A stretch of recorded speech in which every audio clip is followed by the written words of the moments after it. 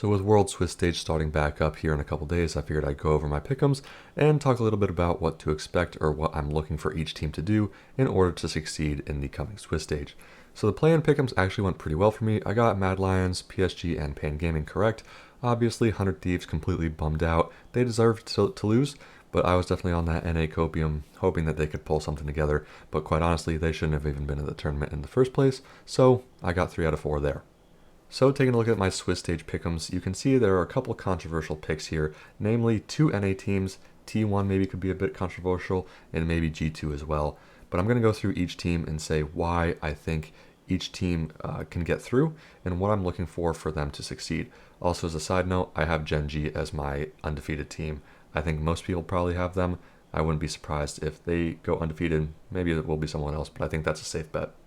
So starting with Gen.G, I'm just looking for them in the Swiss Stage to go back to what they were doing. You know, during the regular season when they were unstoppable in LCK, they were playing a lot through their mid jungle, which is obviously super strong with Chovy and Canyon, picking strong scaling for Keen up in the top lane, and playing something that Pays can win lane on. A lot of stuff like Callista and more early game focused picks that he can get ahead early on. So I think that if they have a strong mid jungle duo and a winning bot lane, I think that Gen.G is going to be in a really fine position. Their players are obviously just insane. Their roster is super stacked, individually speaking. So I think that, you know, they'll probably just outclass individually a lot of these teams.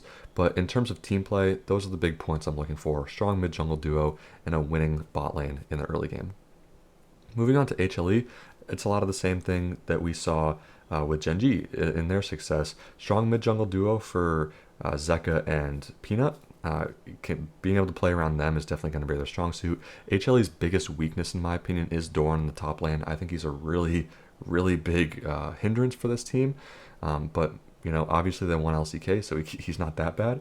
But I think kind of similar to Gen.G, where if you can get a strong mid-jungle duo for Peanut and Zeka and a winning bot lane for Viper, it doesn't necessarily have to be that early game snowball that I think Pays depends on a little bit more. But if you can just get a strong, safe scaling pick for Viper, you know he's going to perform in the team fights very, very well. So I think that HLE definitely has a formula for success, and it's play around Zeka and Viper. And if you can get Peanut on one of his god tier picks, like that Poppy for some reason that he's so insane on, I think HLE is going to be just fine. BLG, I'm not going to lie, I just kind of put in here as the obligatory LPL pick. I think as a region, LPL is going to struggle a lot more than people expect because they're very coin flip, they're very inconsistent, and with the way the rest of the world is and the rest of the strong teams here, I think that's going to be a recipe for disaster for the LPL as a region. But I have BLG in here just as the obligatory. They're one of the best teams in the world currently, so they'll probably get to 3 wins in the Swiss Stage. Honestly, I don't know much about this team at all. I don't watch LPL, I don't really keep up with it. But I just have them there because they're expected to be there.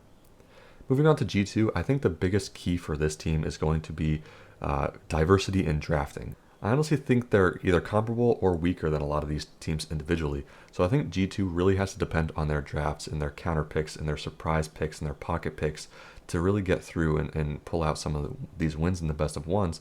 And I think that's the biggest key to success, of course, for G2 is always going to be Caps. What version of Caps do you get? Obviously, he performed insane this entire year.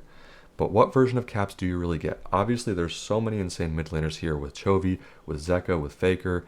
Every mid laner here is really, really good. So Caps is going to have to be at the top of his game. But also, the rest of G2 is going to have to keep up with him. Broken Blade has been very inconsistent. Yike, honestly, I just don't think is very good at all. And their bot lane has also been pretty inconsistent. So, you know, it's not all about Caps. Obviously, he's the best player on this team, and he's the best player in Europe by far. But can the rest of the team keep up with Caps and be a strong support system around him is a question that remains to be seen.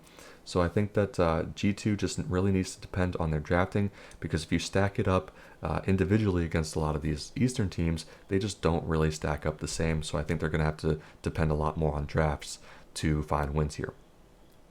Now, moving on to FlyQuest and Team Liquid, I think that, you know, a lot of people are going to call me crazy and on crazy copium for having both North American teams advance. But hear me out. I think this is actually pretty reasonable. FlyQuest, I think, is just on a really hot streak right now. And we saw a similar thing last year at Worlds with NRG, how they hit the hot streak at the end of Summer Split. won the split, came into Worlds, and actually performed quite well. Even though they didn't make it, they did make it to quarters. Yeah, I take it back. They did make it to quarters. They took down G2, and they just kind of hit a really good stride. So I think FlyQuest is a similar case to that, but I think FlyQuest is just straight up better than NRG was at that time. FlyQuest has really, really solid players. They have really solid laners as well. And if they can just be consistent, that's the difference between FlyQuest and a lot of these teams, especially LPL teams, is that they're consistent. They might not be the best individual players, but they're really just solid core fundamental players, especially Bwipo in his laning. Inspired is just one of the best junglers in the world, quite honestly. And Quad has proven that he's a very, very solid laner as well. So I think if Fly just doesn't try to do anything too special and just stick to their standard flow, I think that they can kind of just match up pretty well against these Eastern teams and end up finding some wins. So I'm pretty confident in them, especially with Bwipo, Inspired, and Quad. I think those core three are going to be really good. And if we can just pick in the bot lane something that can survive and neutralize lane phases against some of these superstar ADCs, I don't think we need to depend on bot lane to carry games, and we can play through topside and just survive in the bot lane is perfectly fine. Now moving on to TL, I think the biggest thing for this team is going to be aggression. They need to be aggressive, keep up the pace of the game.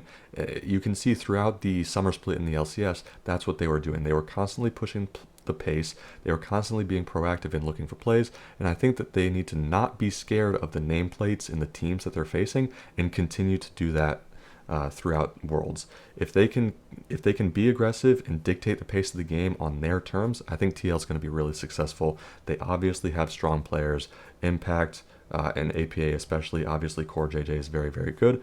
So I think that if they can just be aggressive and be constantly looking for plays and proactive, I think they can find success for sure. T1, I think, is the biggest gamble here out of all 8 of these teams, quite honestly. It's completely likely that they'll just completely crap out. They won't be any better than they were, and they barely snuck into Worlds by the skin of their teeth in the first place. So I don't think realistic expectations would say that they're going to do anything. Obviously, the T1 fanboys are going to say that they're going to win Worlds. You're all delusional for that.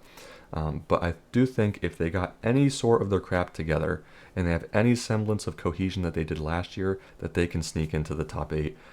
It's definitely a gamble, and it's definitely not very likely in my opinion, but I think if they can get that chemistry back and they're all playing at high levels individually, then I think we can see T1 have some success here.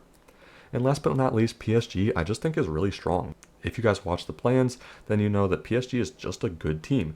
And obviously they utterly dumpstered 100 Thieves in 2 quick games at the end of plans to get into the Swiss stage. I just think they're really good. And I think that they're going to pull out a lot of upsets here. Maybe go 3-1, 3-2, sneak in over an LPL team.